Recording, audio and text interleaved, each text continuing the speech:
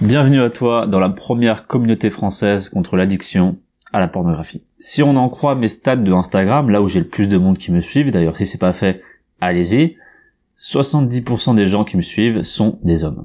De plus, la plupart des femmes avec qui je parle de ce sujet sont ahuries et me rient au nez, non pas pour se moquer, mais parce qu'elles trouvent ça ahurissant qu'on puisse être accro au porno, parce que c'est en dehors de leur réalité. On peut donc dire sans trop se tromper que ces nanas ne sont pas au courant de la pornaddiction féminine.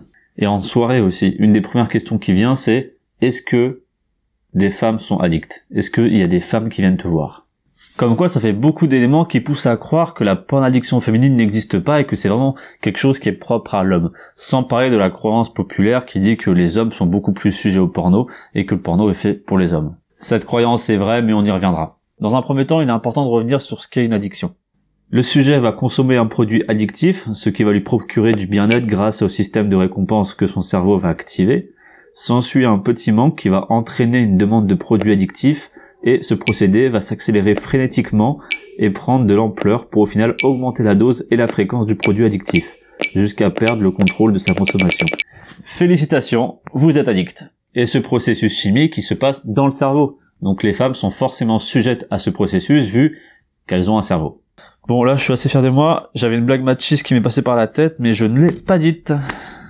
Donc on peut essayer de comprendre pourquoi le porn est majoritairement masculin. Et on arrive directement à la conclusion que les femmes et les hommes ne sont pas égaux. Ouh. Calme-toi, je parle d'égalité sensorielle. On ne réagit tout simplement pas pareil face à des événements communs ou des situations qui sont neutres. Par exemple, pour nous les hommes, que la lunette des WC soit baissée ou levée, on s'en fout. Eh ben là voilà la blague machiste. Une petite, ça va être mignonne. Bon, pour faire simple, même si les mœurs ont tendance à se mixer de plus en plus, les hommes et les femmes ne sont pas stimulés et ne sont pas excités de la même manière. Les hommes sont plus excités à la vue du sexe, tandis que les femmes sont beaucoup plus excitées au ressenti. Et oui, je fais une généralité, mais c'est globalement ce qui se passe.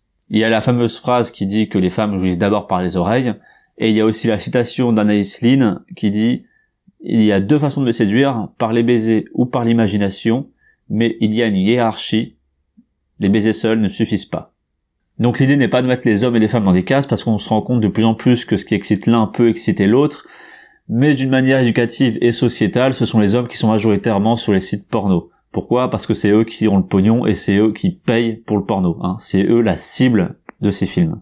Donc forcément, ce sont eux qui sont les plus gros dépendants parce que ce sont eux qui sont les plus gros consommateurs. Néanmoins, comme tu l'auras compris, les femmes qui fonctionnent comme nous et qui regardent de plus en plus de porno sont forcément plus sujettes à cette addiction.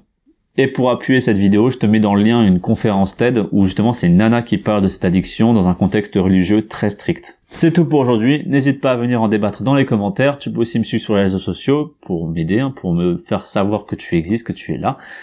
Tu peux aussi t'abonner si tu veux rejoindre l'équipe, et moi je te dis à la prochaine, ciao.